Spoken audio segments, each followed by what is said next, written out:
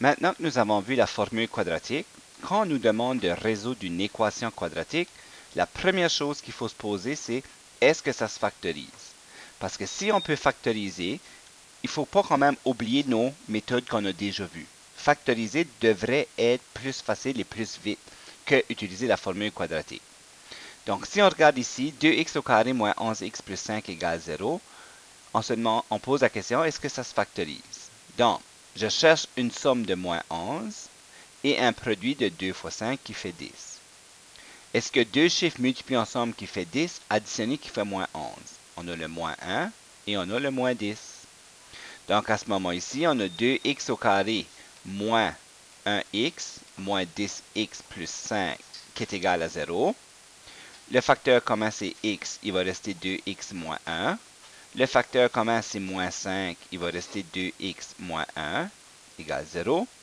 Maintenant, le facteur commun, c'est le binôme, donc c'est 2x moins 1.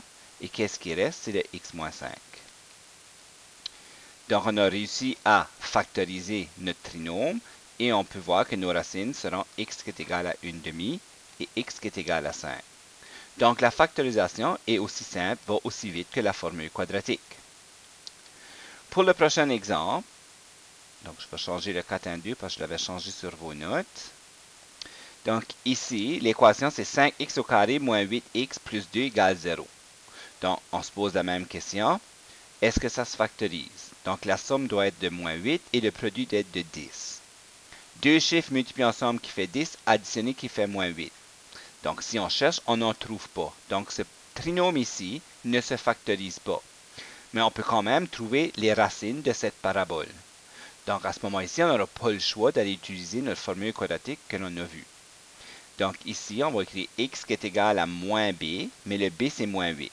Donc, moins le moins 8, plus ou moins la racine carrée de b au carré, donc moins 8 au carré, moins 4 fois a, mais le a, c'est 5, fois c, c est 2.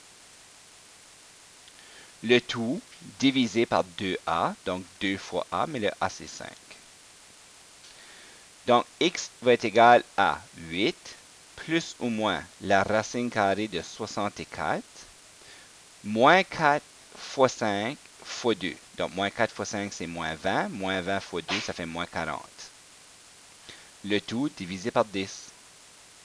Donc, x est égal à 8, plus ou moins la racine de 64 moins 40, ça fait 24, divisé par 10. Ensuite, on peut simplifier la racine qu'on vient d'obtenir. Donc, 8 plus ou moins la racine de 24, on peut l'écrire comme 4 fois 6, divisé par 10. Et la raison qu'on a choisi 4 fois 6, c'est parce que 4, c'est un carré parfait. La racine carrée de 4, ça fait 2. Il va me rester racine de 6 sur 10.